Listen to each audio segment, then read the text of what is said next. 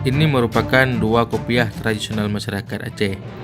Yang satu disebut dengan kopiah Mukutub atau juga familiar dengan kopiah Garut.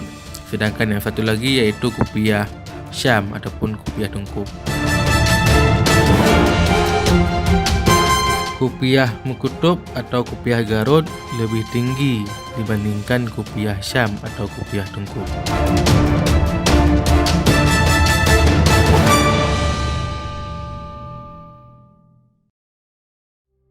Kopiah Mukutub ini milik Bentara Kembangan yang meninggal pada tahun 1896.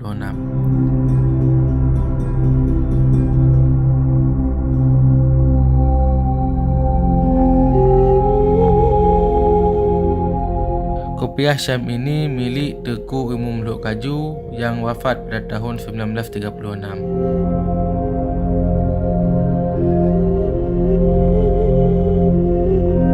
Kopiah Syam ini dibentuk dengan anyaman rotan. Pada bagian dalamnya dilapisi dengan kulit yang terdapat logo Daulah Utsmaniyah.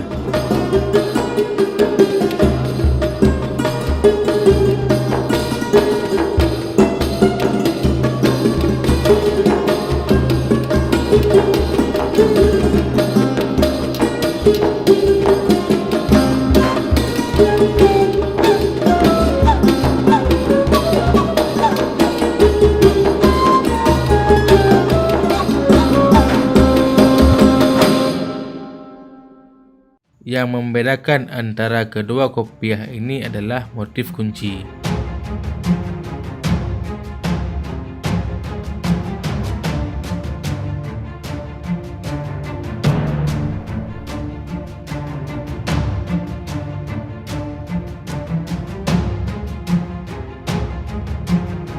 Kopiah Mukutub biasanya dipakai oleh para sultan, para pembesar, ulai balang, dan pemegang jabatan dalam struktur pemerintahan Kesultanan Aceh.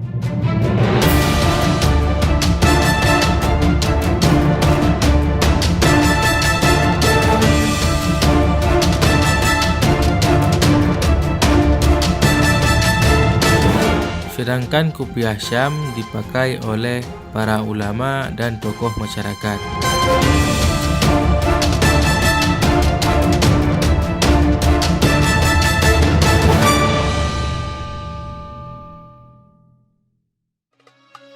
Dan kebiasaan kita dapatkan bahwa kopiah Syam terdapat lilitan kain sorban dan kain tengkuluk.